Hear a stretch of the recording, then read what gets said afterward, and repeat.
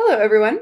Thank you for attending today's webinar, Leave No Patient Behind, How to Develop a Successful Health Equity Business Strategy, presented by Associates. I'm Liz Wesky, and I'll be moderating this webinar. Our speakers today are Arrvind Sunder, Principal, ZS Associates, Vaibhav Bansal, Associate Principal, ZS Associates, and Judith Kulich, Principal, ZS Associates.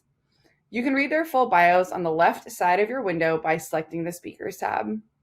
Just a few technical notes before we begin. The webcast is being streamed through your computer, so there is no dial-in number. For the best audio quality, please ensure that your volume is all the way turned up. This webinar is being recorded and will be available on demand within 24 hours after the event. Time permitting, we will follow the presentations with a Q&A session. Please submit your questions using the Questions and Answers tab on the left side of your screen. Okay, now let's begin. Arrvind, please go ahead. Thank you very much. Good morning, everyone. Good afternoon or good evening. We know we have a wide audience joining us from all around the world. Thanks for the introduction. As mentioned, I'm a principal at ZS.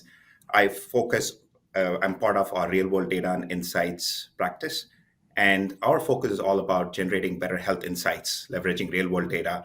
And as all of you know, addressing this problem of health equity starts with understanding or generating better health insights. So we have a very interesting discussion today. And I will let Vaibhav introduce himself, and we'll get into the conversation in a couple of minutes. Thank you, Arrvind. Hi, everyone. I'm very excited to have all of you join us today. I'm Vaibhav Bansal. I'm working with life sciences companies for past 13 years, and most of that time I've focused on understanding patient experiences, how the care is delivered, what are the gaps in that process, and how can pharma go about using data and real world understanding in closing the gap. Before we go further into this phenomenal topic, let's also hear a word from Judith Kulich, who is a leader at ZS. Hi, everyone. Good morning. I'm very happy to be here today, and I have the honor of leading ZS's efforts around patient health and equity. This has become a really key strategic priority for ZS. And what that looks like for us is multifaceted. We recognize that this is a vast and ambitious effort to address gaps in health equity. We do have a dedicated team that's really focused on innovative solutions and partnering with our clients and organizations across healthcare to address health equity gaps and disparities in care. Our strategy is focused on both closing gaps in the US as well as globally. We are driven largely by data and insights, and this will be a big topic of our conversation today, but really looking for maximizing the impact of health equity initiatives. Where are the biggest disparities, and what efforts can we draw to close those disparities? Partnerships is also exceedingly clear. We are fortunate to have a vast network across healthcare sectors, and bringing those sectors together in new ways, we believe, will be key to addressing health equity disparities.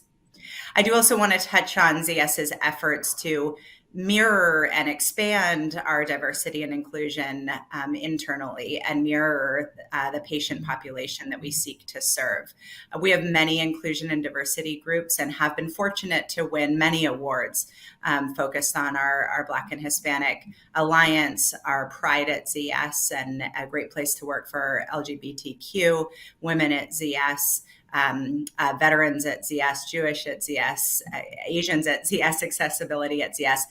These efforts are multifold and very, very key to who we are as an organization and the diversity that we seek to achieve. Let me hand it over to Arrvind to take you through the rest of the session today. Thank you, Judith. When we talk about this problem of health equity, I don't think we can really do it justice before spending some time talking about what are the drivers of health outcomes. And the concepts on the slide should be quite common to everyone in the audience, right? The drivers of health outcomes being genetics, medical care, and broadly speaking, social, which in our opinion kind of encompasses social, environmental, behavioral. All of this are interrelated. So when we think about this problem of health equity or inequity as the opposite, social determinants play an outsized role, an outsized impact. And a lot of the focus today, if you think about it, is from various organizations, it's very much still on medical care. Understanding this drivers of inequity from due to genetics is another aspect which probably impacts research and drug research and development to a great extent. But when we think about actually how care is provided, understanding the social factors becomes very key. And the second aspect of this becomes that different patients have different levels of impact due to all these factors. For instance, as the diagram shows on this page, some patients or some consumers have impact only due to medical care. They don't have that much of an impact due to social characteristics because they are not as a disadvantaged population. Others have impact because of genetics, because there are certain therapies that don't work well for certain genetic populations. And of course, social factors. Some patients have all of them, some patients have some of them. So when we start trying to address this problem of inequity to go towards equity, it's important to look at this holistically. That's where this concept of health insights, which goes beyond looking at one specific aspect and looking at this as a overall determinants of health, becomes a lot more important. So this is one thing we'll continue to enforce as we go through the conversation today. When we think about it from a data perspective, or when we actually start thinking about different players in the ecosystem, different drivers of health outcomes and drivers of inequity, different stakeholders have to come together. Varied stakeholders have to come together. This idea of partnerships that Judith mentioned, that's going to be very important, and we'll certainly dive into a lot more detail about some of these aspects. With that foundation, we'll dive a little bit more deeper into some specific examples, and then talk about what are the roles of different stakeholders in this whole process. Yeah, and the fact that different SDOH factors impact different patients differently also raises the need for doing more deeper evaluation, generating better understanding on how the patients are impacted by a variety of these factors. And when we talk about SDOH, we are talking about demographics, age, gender, ethnicity. We are talking about socioeconomic factors, income, education, coverage. We are talking about behaviors, lifestyle, tobacco use, health literacy. And we are also talking about environment, living in food deserts, impact of air pollution, right? So a lot of these things come together. Let's take an example to really understand that how these factors manifests and become impediment for a patient to get the right care. So imagine that there is a patient, Jane, who has started to develop some initial symptoms of arthritis, some joint pain, some soreness around the muscle. Jane has limited education, limited, health awareness, health literacy. What she does is, use some ointments. But of course, that does not help the symptoms progress. Jane has a day job, is living in rural areas, perhaps in a food desert, big family, living in a small home, fighting the daily battles, and is not fully able to prioritize her own health. And what happens is that the disease progresses further. She decides to take a help, but her health plan does not cover a physician locally, and hence now she is required to travel far into adjacent counties, or just may have simply very high deductible. So again, big barrier for Jen to get the right care. And when she manages to talk to the physician, she gets prescribed a corticosteroid instead of a, say, DMARD biologic, which is a standard of care, right? So getting the right care has been an uphill task for Jane all through. Compare that journey with another illustrative patient, say Janice. Janice started with a similar journey, some pain, soreness around muscle. She's well educated. She's digitally savvy. When the symptoms came up, she did her own research, thought that might be a case for arthritis, reached out to the family PCP, asked the right question, understood about the disease and the potential treatment modalities better, got referred to a rheumatologist, has a good health plan coverage, eventually got the biologics. Based on WHO, CDC, the preventable part in the journey between Jane and Janice, that is what is referred to as health inequity. And what we see is across the board, across disease areas, more than half of the patients, more than 50% of the patients, they face problem either at the screening stage or at the diagnosis stage. The diagnosis is done, but they face problem with treatment initiation. Treatment is initiated, but now they are facing problem that is that the standard of care. They face problem in adhering to that treatment. So there is a variety of things. If you add all of these together, there is a huge proportion of patients who are for whom getting the right care has been a uphill task. For arthritis itself, the use of biologic is less than 50%. So is with psoriasis, arthritis, and psoriasis. Now, when we start thinking about, okay, how do we address this problem, right? There are the point earlier that we discussed, which is there are multiple stakeholders who have stated objectives, stated initiatives that they want to play a role in solving this issue of health inequity and moving towards better care for all and equitable care for all. Life sciences, providers, payers, pharmacy benefit managers, and several other startups and other companies that are in the mix. All of them have a role to play. Some of them are closer to patients. Some of them have that stronger connection that they're actually able to make an impact. But some others in this ecosystem, while they have stated initiatives and objectives, the path is not clear. They want to be part of the solution, but what might they be able to do? And specifically, I'm talking about life sciences. And within life sciences, when we think about research and development, the path is slightly clearer in the sense that better inclusion in trials, better representation in trials and such, or even in terms of prioritizing diseases that affect only certain populations. So there's been a lot of talk and discussion about that. But when we think about what can life sciences role be when it actually comes beyond commercialization, right? After the drug has come to market, what should be that role from a life science perspective in terms of driving equitable care? That is still quite nebulous in conversations with several of life science leaders. We have figured out that this is a stated initiative. They want to be in the conversation. However, that path is still unclear. And that is what we want to tease out a little bit more in this conversation today. So if we were to double click and talk a little bit more about pharma's engagement with providers, payers, and the whole ecosystem, for the most part in the past, the focus has been about features and benefits of therapies from a clinical standpoint, and how it can actually help patients along the way. There's been a transition over the last decade or so where it's been a little bit more about customer experience, right? Be it patient experience or stakeholder experience. How do we make it more seamless for them to adopt and use a therapy to improve patient outcomes?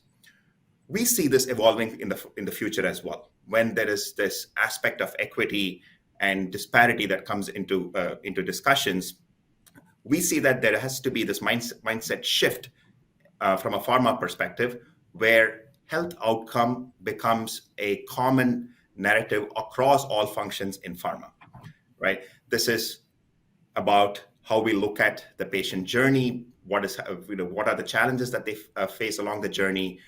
What are strategic partnerships and relationships that have to be developed?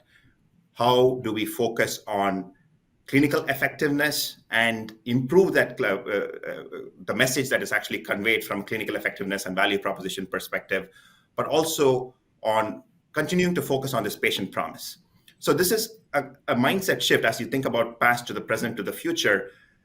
The discussions have to be a lot more mature and not just focused on features and benefits and clinical efficacy, but more about how we can help different patient population.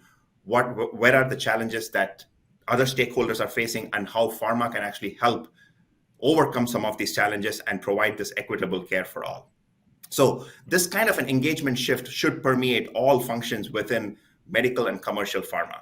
And what that shift looks like, we'll double click a little bit more, and we'll also paint the opportunity. Of course, there's a focus on health outcomes, better health outcomes through this differentiated engagement. However, there's also an opportunity from a business perspective. It's just, there's been an appropriate balance given when you're talking about a commercial organization, medical organization, there's going to be a balance between how we look at business outcomes and patient outcomes in combination.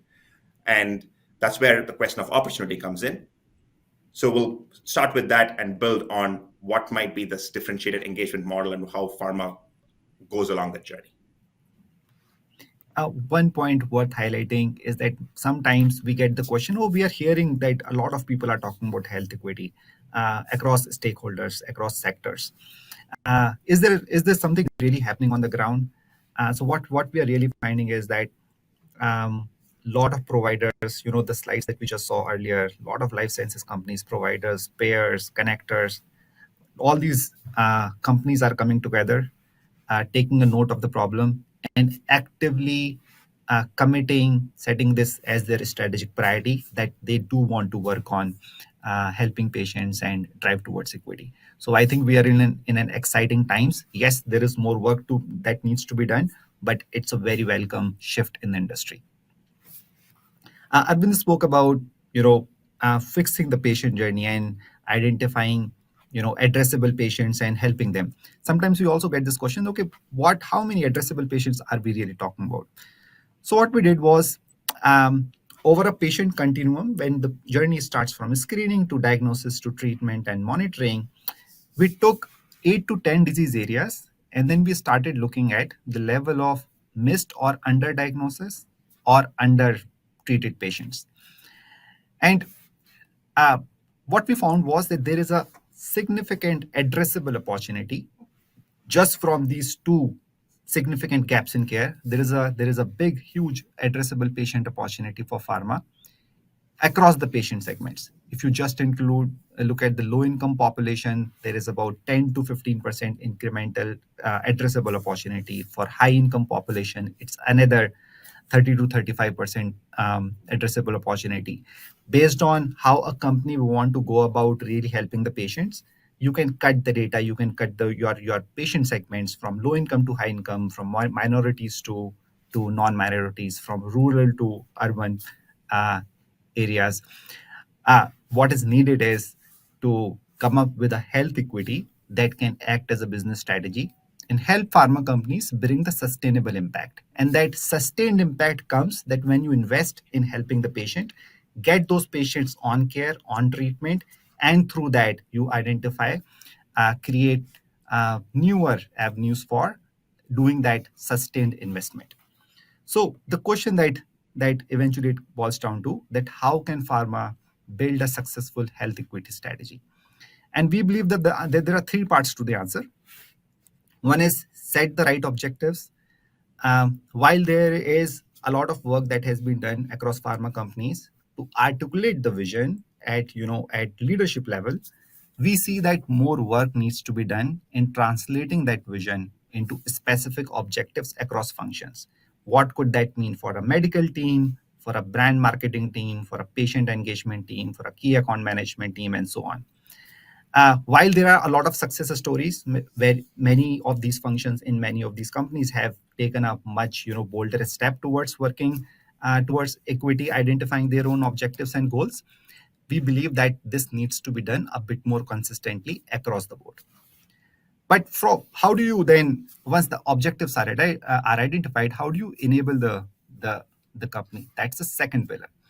For that, we believe that the data has a huge role to play to enable the entire organization, in the sense that everyone gets a coherent understanding on what are inequities, which patient communities are getting impacted, where those communities are located geographically, and then through that understanding, all these functions, they work towards using their strategies, their resources in a bit more precise fashion so that they can affect the problem. And the third one is that now using the data, how do you really inform your execution and strategies? That's where in a shorter run, there is a lot of quick wins to be gained by using your existing capabilities, provider relationships, patient resources, physician support and awareness resources, but customizing that so that that these resources and capabilities, they are used to address the patient population in that geography of a particular profile. But as you do that, continuously identify new partnerships in those local inequity hot zones that you can work with to address the problem. And these partnerships, of course, they include the hospitals, because they are the ones who are really touching the patients in care delivery. But it also includes patient advocacy groups, community-based organizations, supporting patients directly through digital tools, and so on. And eventually, as companies start to create a muscle around a business health equity strategy, that's where more and more need for measurement, understanding which tactic is working and which ones is not, and using that measurement to do a closed loop and continue to evolve the process is needed. Right? So essentially, there are three parts. Set the objectives, a lot of momentum, but need some more. Enable, using data to enable all the organization, all the functions with the insights, and execute and use those insights to inform specific local strategies. Now, the question sometimes that we get is that, okay, how do we generate these insights? What kind of a role data can play? So in our view, there are two big questions. One is that, yes, I have decided that I'm going to help out these patient communities, but where do I even start? And I have identified that where I want to focus on, but then what do I do in those areas? So the answer to the first question, where do we even play? There are three parts to the answer. The first one is use data to identify that where the patients are impacted in their journey. Is it the problem with the screening? Is it the problem with under or misdiagnosis? Or is it a problem that diagnosis is done, but the patient is not able to do appropriate monitoring, which is then impacting the eventual outcome? Or is the problem that the treatment is given, but it's not the latest molecules and therapies which are out there? So identify where in the patient journey the patient needs more support. Second, use a lot of SDOH information to identify that how these SDOH factors are impacting which patient communities. And that's where we advise to include as many SDOH factors as you can in your evaluation, and we'll talk about that as well. But the end objective is that you really figure out that which patient communities are really getting impacted and how. And the third part to this is that once you have identified those patient communities, understand that which are those hot inequity zones, which counties, which zips, where these patient communities are more concentrated, so that you can be really precise, you can be really local in reaching out and helping these patient communities. In our work, we very frequently see that while there are, say, roughly 3,000 odd counties in the US, generally the problem is mostly concentrated in 10 to 15% counties, right? So we see that the problem is really concentrated across disease areas, and hence it also allows an opportunity to really be effective in addressing these patient populations in those concentrated areas. So that's the first part. And then the second part was that, okay, I have identified these areas, but how do I go about addressing them? That's where there are two sides of the answer. The first one is really understand what are the systemic barriers that these patients, which are impeding the quality care delivery to these patients. Is this SDOH? Yes, SDOH will play a big role. But in addition to that, is it comorbidities, right? Is it that, these are frail patients, or is it that the physicians require or the providers require more help and support in adopting and using some of the latest technologies for these patients?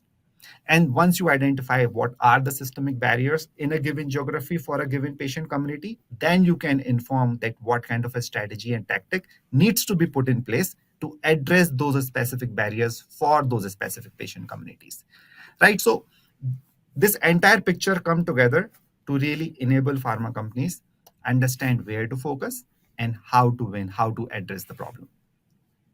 Then the question comes that, okay, all the data and analytics is fine, but what is going to feed all this information?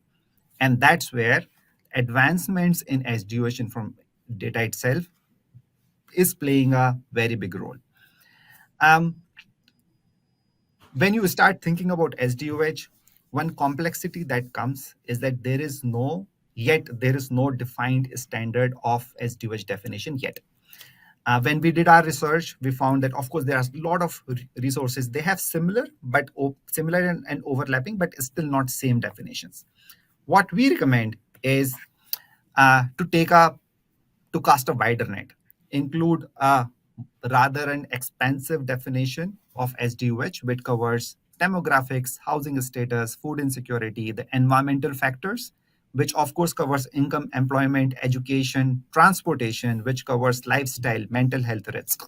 And when you bring this whole host of factors together, then you get a much clearer understanding that which of these factors are really impeding which community and how. Let me give you an example.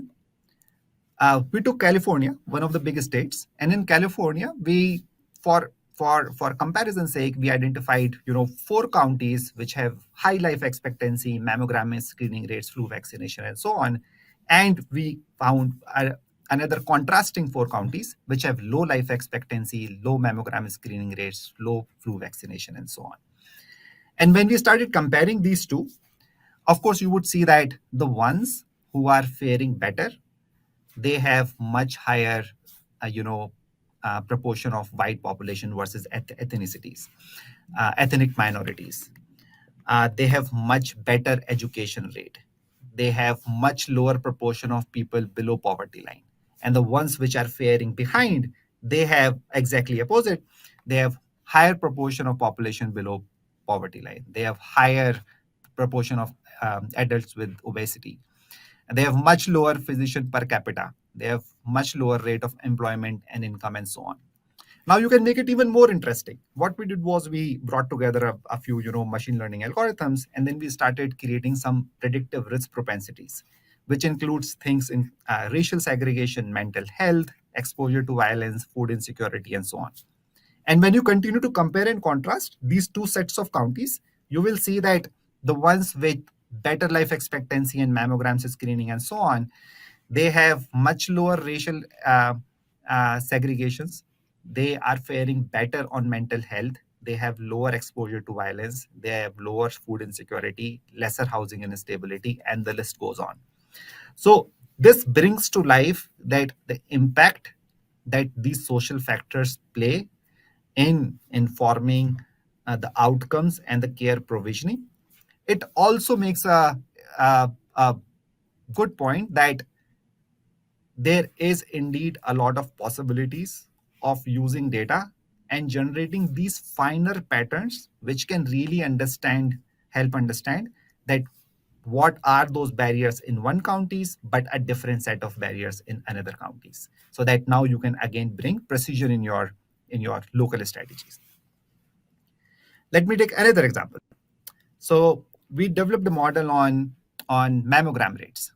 And the question was that the green counties on the right, which have higher mammogram rates, how do they differ from the red counties on the right, which have lower mammograms rate?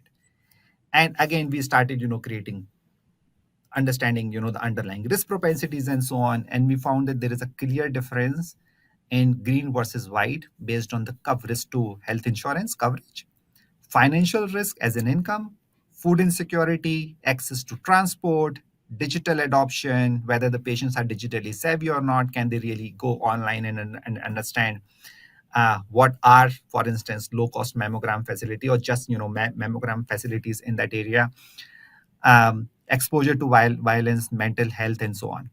Right? There is also an impact of number of doctors that they are able to visit, that which are there and patients are able to visit in that local area.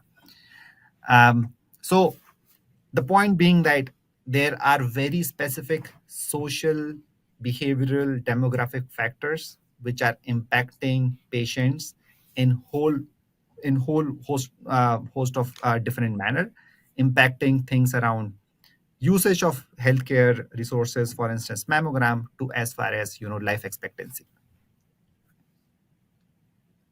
Right. The question then becomes that, okay, if we identify all these insights, if we identify these patient communities, these impediment to those patient communities, then what pharma can really do about that? And sometimes we get this question that, okay, you cannot change many of these things. Ethnicity, of course, you cannot change, right? Income level, pharma cannot change the income level of a person.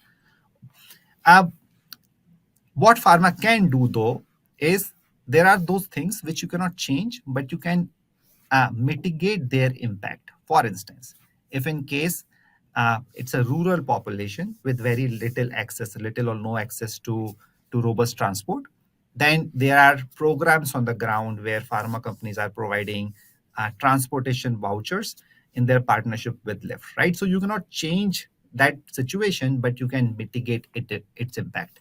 Say if there are programs like Hope program, in which the patients who are struggling with stable housing, they are able to use that program and get that kind of help, right? So you cannot change this, but you can mitigate the impact. And then there are those things which you can really change. For instance, health literacy. You can run on ground local program to really increase disease awareness. Lifestyle, anxiety, distrust. You can provide those counseling services to patients. You can work with the local partners to provide counseling services to the patients so that they get on-ground care coordination support, help with counseling, help with with their anxiety, on what to expect. You can also work with physicians and providers so that really understand that what is the standard of care, how to really go about complex decisions like sequencing of therapies, dosing of therapies, and so on. And that's where pharma already has a lot of capability on the ground as a part of their go-to-market capabilities across CAMs, physician resources, working with nurses and physician assistants, and so on. And then lastly, but quite importantly, pharma can do more in terms of clarifying the clinical value of their products, that what is the value proposition, safety, and efficacy across different patient population, which also in terms helps pharma in improving the effect, the efficacy and safety of their molecules in these population groups by designing the trials accordingly, right? Now, with that in mind, the question becomes that what's the next step? What can be done on the ground? And what we are seeing is an effective strategy is that you use data to bring patient at the center and use data to understand their whole host of things, a requirement including social barriers, the awareness requirement, any problem with healthcare access, and so on. And to address these barriers, now you identify the partners that you can work with. And these partners, they cut across community organizations and advocacy groups, supporting the patients directly, working with physicians, hospitals, and so on. And to activate these cross-functional partnership, what is needed is to activate various functions internally, as I was saying earlier, that defining specific goals and objectives and strategies for the brand marketing team, for the medical team to work with, to make physicians aware, working with the key account management team to set up those value programs with the partners, and so on. Actually, this also dovetails into one of the questions that came through, which is about, we have started incorporating health equity strategies, but we are figuring out a good way to start. Can you suggest some initial actions? I think this is a very valid question. Going back to some of the earlier conversations, pharma cannot solve this problem by itself, right? There are a whole host of stakeholders in the ecosystem that we have to work with. A good first step might be to understand the level inequity affects the therapies in question. Every pharma company focuses on specific therapy areas, specific diseases, and different diseases have different levels of inequity and how it actually affects patients. Of course, the patients might have multiple comorbidities and diseases, but there's an aspect of how much do we see in our area. That's one. But the second is not just differences in the level of inequity and how much it affects given specific disease areas. It is also where in the journey does it actually affect. For instance, one thing we have seen is when we think about something like oncology, the problem is not so much in medical care, right? Most patients actually have access to the right treatments.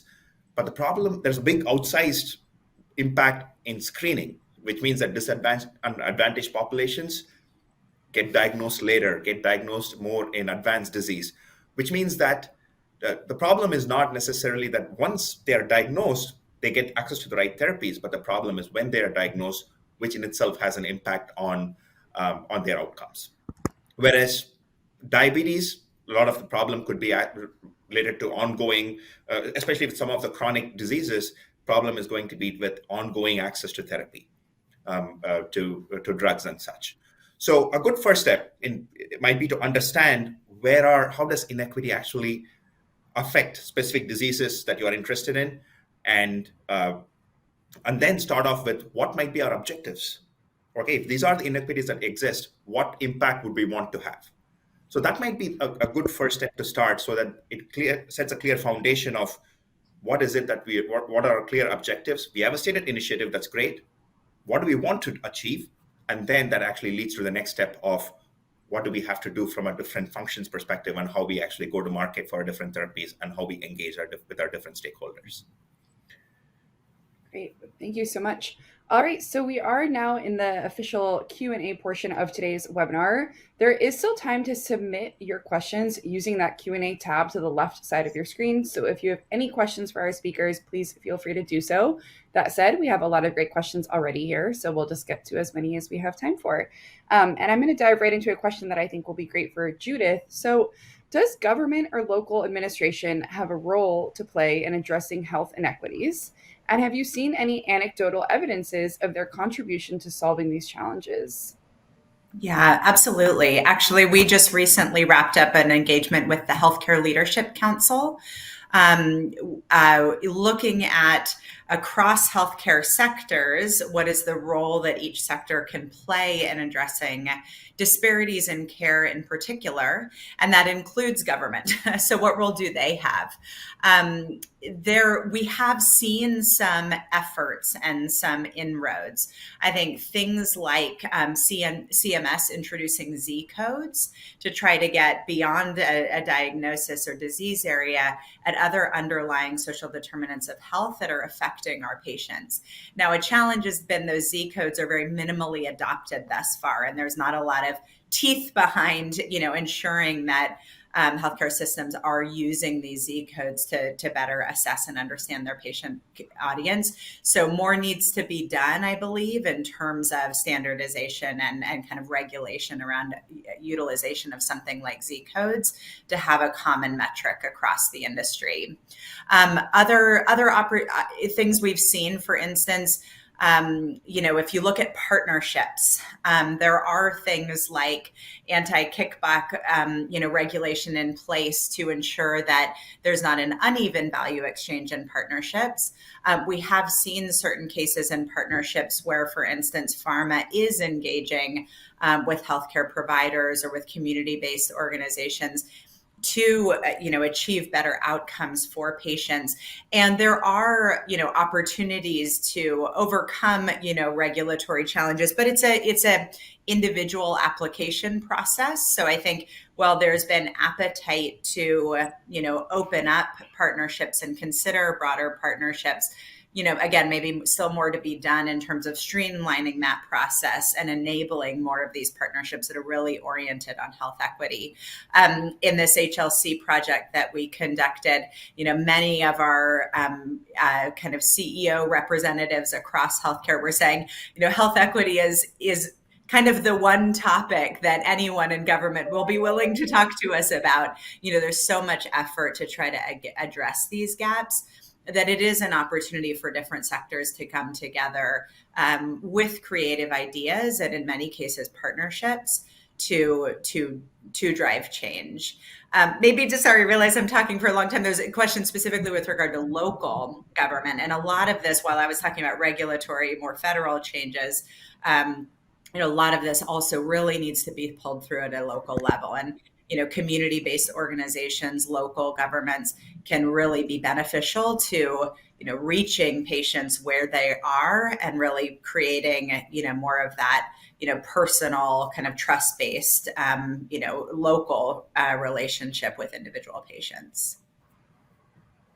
Great. Thank you so much. And it looks like we do have a follow-up question for you, Judith, before we kind of dive into the next questions that we have for the rest of our speakers here. So you mentioned several ideas for pharma to address SEOH, such as rideshare, housing voucher help, mental health support, and mental health support. Do these programs count as providing value to the patient and therefore are at risk of Sunshine Act or other violations?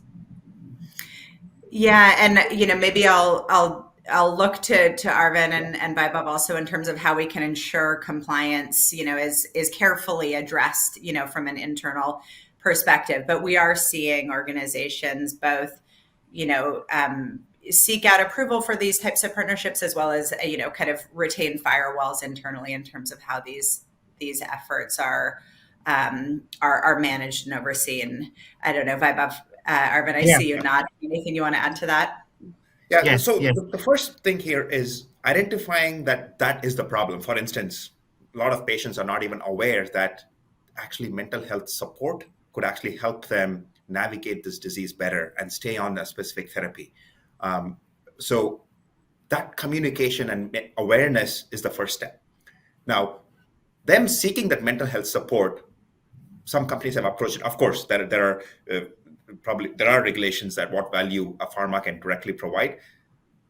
But what has been done is engaging with those patients and pointing them to the right resources that they have to seek so that they are able to actually either stay on their therapy, gain the benefit of therapy. So a lot of times it's not necessarily about pharma directly providing that mental health support, but making sure that helping the patients understand that this is the need that you are likely to have, and connecting them to the appropriate resources.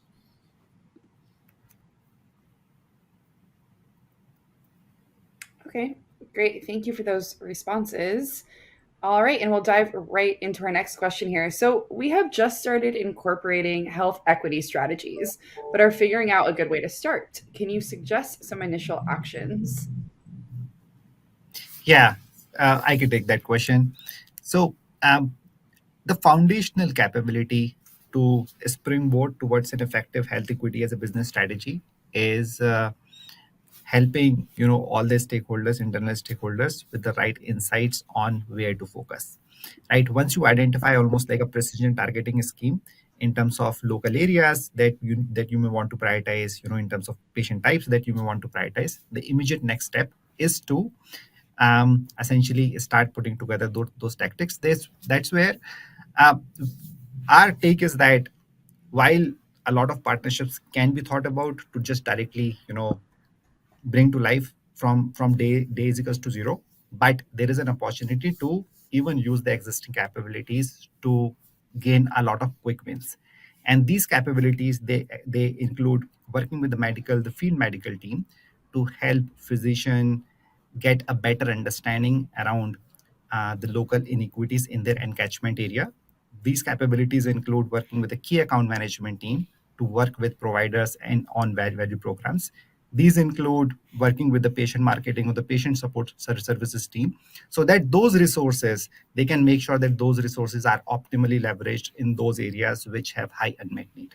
Right, and as pharma companies do that, definitely work out on local community-based organization, other providers that you may want to partner with, so that you can, as you start gaining those quick wins, you can develop these longer-term capability to help those local populations. Great, thank you. Thank you for that response. All right, moving right along to our next question here. Can you give an example of how a health system executed a health equity strategy and demonstrated a positive ROI as part of the results? We are not seeing the ROI quantification as is. However, many measurements are being placed, which revolves around how effectively patients are being enrolled into a given program. Right. Generally, the type of programs that we see more often are around disease awareness, education, screening, There are also those programs where health systems have put in SDOH screening programs in place so that they can really understand patient profile and their unmet need. The question that they continue to track is, are they being effective in enrolling patients into those programs and using what that program has to offer, making sure that those resources are being used to help the patients. Great. Thank you so much. Okay, we have another question here. So, is anyone working on policy to drive change about what SDOH programs could be acceptable without triggering anti-kickback? To the best of our knowledge, there is not any focused effort to define or redefine what might be acceptable or not acceptable. But I think that's one area where the government, Judith, would love your opinion on this one as well, where the government would be open to having these conversations, because this is one of those areas where there's a shared value or sort of common objectives across what the government is trying to achieve, what pharma is trying to do. And this would be one area where they would be open to looking at regulations and how to redefine that. Yeah.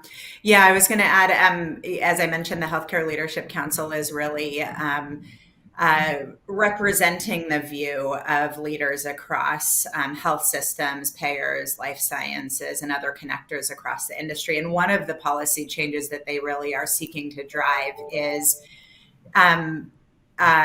streamlining and, in some cases, moving from kind of a one-off individual approval process for kind of anti-kickback waivers to something that could be more streamlined, and maybe looking to model out certain types of partnerships that are really truly in the best interest of the patients and really truly oriented toward addressing health equity gaps.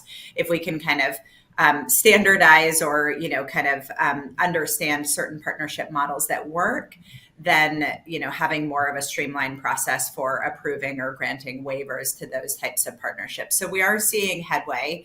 As I mentioned, there is a lot of appetite across sectors of healthcare and within the government to move toward partnerships and models that will help address these health equity gaps.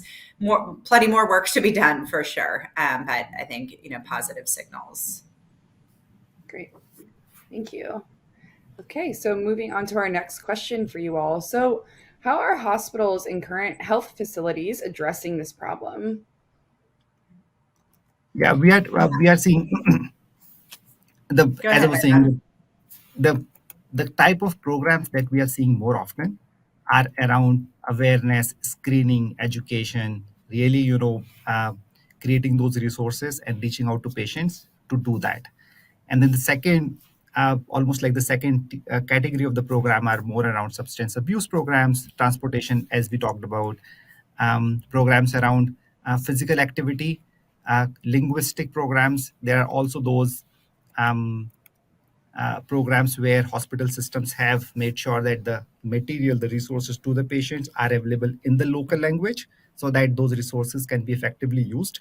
Now, how they do it? Of course, many times hospital systems, they are investing in those resources and programs themselves, but there are a wide variety of cases where they are partnering with pharma companies in designing those, in funding those, in putting those on the ground. And maybe I can add to that a couple other elements that we're seeing health systems really spearheading. One is their own internal DE&I efforts. And or training, or I should say in the best cases, but training to really understand and address biases that may exist within their health system. So really trying to move toward a model in which, the healthcare professionals that are interfacing with patients better represent the patients they serve, but also training where maybe they don't. And one other comment would be just with regard to alternative sites of care, and or partnering with community-based organizations, again, to kind of bring treatment to the patients, in a more accessible fashion, going beyond maybe traditional, hospital-based constructs. Great. Thank you for those responses. Okay, so what role does evolving tech and digital media have in helping with health equity? Yeah. So a lot. The short answer is a lot. Uh, we see examples, very inspiring success stories where pharma companies in partnership with hospitals and payers have set up digital portals where they can enroll patients and use those portals to understand patients' need and to help them with care coordination on the ground. And that's a very good example of using technology to really help those patients. On R&D side as well, we are seeing examples where hospital systems are using their internal systems to really understand the patient eligibility and have a more objective way to make sure that if that patient can be benefit from a trial, that patient gets considered and enrolled in those trials. And of course, across the board, we see that how pharma companies are setting up digital portals for promoting their unbranded campaigns, for providing patient resources directly to the patient. So good external use of technology is definitely there, as well as there is internal use of technology as well, in which we are seeing examples where there are enterprise capabilities so that everybody can understand um, what are some of the key unmet needs and what are some of those key areas that patients require support, uh, and then make sure that those insights are shared across the organization unilaterally. Great, thank you. And Judith, did you have something you wanted to say about that one as well? No, I think Vaibhav, you covered it well. Yeah, I would just add, I will add, digital and technology is a huge enabler and a great opportunity to reach patients in new ways.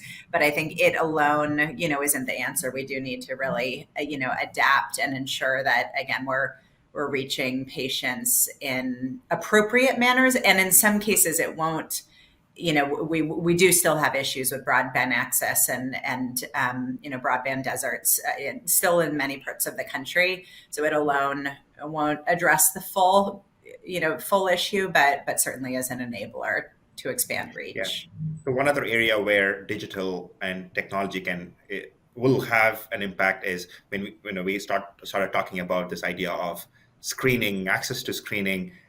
That's where SAMD, software as medical devices, or more such algorithms that can start predicting risk of populations and communicating it to those populations so that we start giving them better access, right? Or at least make them aware of their risk is another area where health technology can certainly play a much bigger role.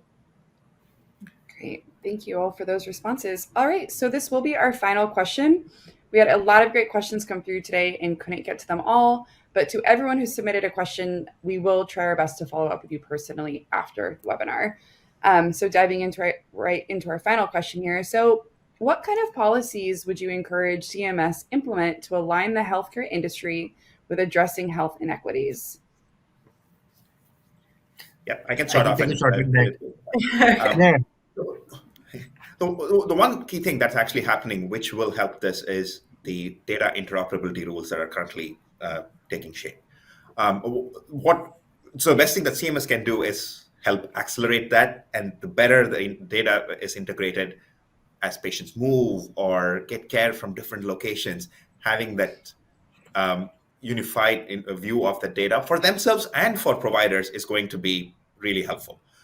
The other aspect to that is how fast we can also expand these data interoperability rules, that they're not just about the diagnosis, procedures, lab results and stuff, because there's also a lot of other information that is captured along this process about surveys that are fielded from one specific provider.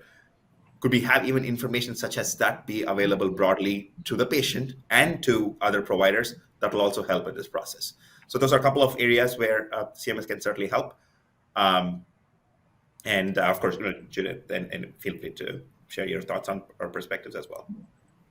Absolutely. I agree that data standardization is a huge opportunity. One other I would add that we haven't really touched on yet is expanding reimbursement for non-clinical intervention. A lot of these social determinants and drivers of health need to be addressed, much earlier in a patient's journey, right? Or maybe even more preventative, prior to them becoming a patient in the traditional sense.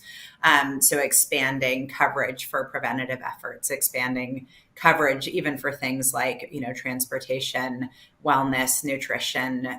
We are seeing progress in this dimension, but again, I think still much more room for considering health in a more holistic fashion to address health equity gaps.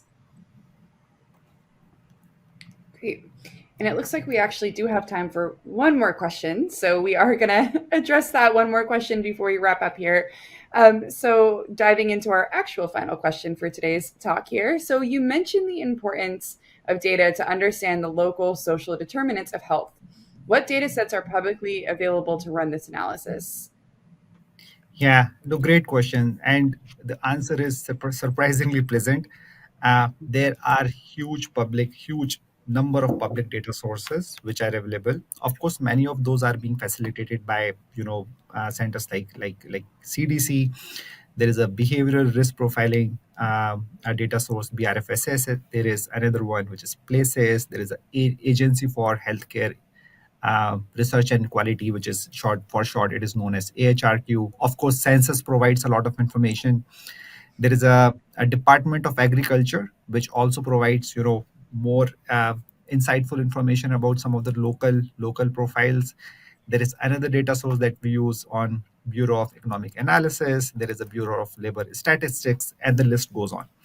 I think our observation is that the availability of data is there, but much more work needs to be done in really bringing all these things together, understand that which factors matter and which don't, and then shoot for accessing that information. When we started putting together all this data, we ended up with more than roughly 1,700 profilers at local level. But of course, not everything is useful. So the next step for us was to really understand which ones of those large factors are really useful. They really inform the care provisioning. And when we started, doing our own modeling, we landed with more than 700 profiler variables, which actually matter. But then some more work is also needed to make it simpler for the business stakeholders, because understanding the 700 factors is way too difficult. So that's where you can further use this data source to create risk propensities, to do some interesting predictive work, and really bring everything into understanding better on what matters and what does not. Great. Thank you. All right. Well, I would like to thank everyone in our audience today for attending this Fierce Pharma webinar and for submitting so many great questions. I'd like to thank all of our speakers for participating and ZS Associates for presenting today's webinar. This webinar has been recorded, and you will be able to access that recording within 24 hours using the same audience link that was sent to you earlier. Thank you again so much for joining, and we look forward to seeing you at future events.